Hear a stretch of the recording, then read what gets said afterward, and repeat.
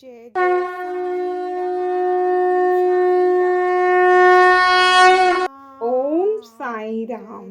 श्री साई सच्चरित्र अध्याय 31। बाघ की मुक्ति। बाबा के समाधिस्थ होने के 7 दिन पूर्व शिरडी में एक विचित्र घटना घटी। मस्जिद के सामने एक बैलगाड़ी आकर रुकी, जिस पर एक बाघ जंजीरों से बंधा हुआ था। उसका भयानक मुख गाड़ी के पीछे की ओर था। वह किसी अज्ञात पीड़ा या दर्द से दुखी था।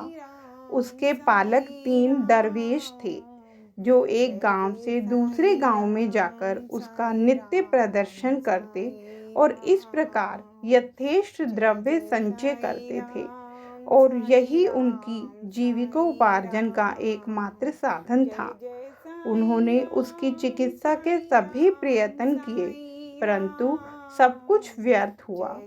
कहीं से बाबा की कीर्ति उनके कानों में पड़ गई और वे बाघ को लेकर साईं दरबार में आए।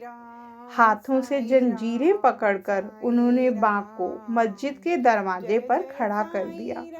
वह स्वभावतः ही भयानक था, पर रुग्ण होने के कारण वह बेचैन था। लोग भय और आश्चर्य के साथ उसकी ओर देखने लगे।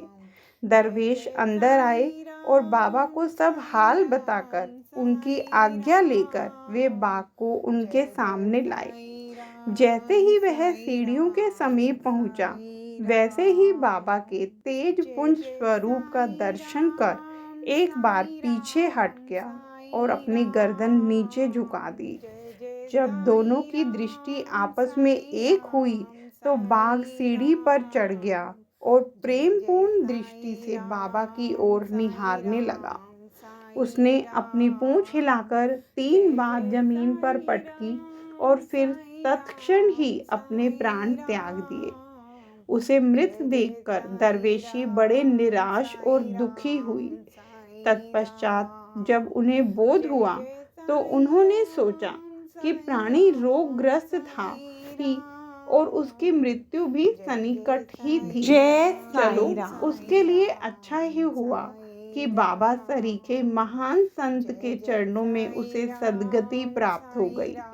वह दरवेशियों का ऋणी था, और जब वह ऋण चुक गया तो वह स्वतंत्र हो गया, और जीवन के अंत में उसे साईं चरणों में सद्गति प्राप्त हुई।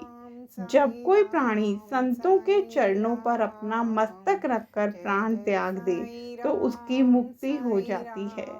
पूर्व जन्मों के शुभ संस्कारों के अभाव में ऐसा सुखद अंत होना कैसे संभव है। जय साईं राम।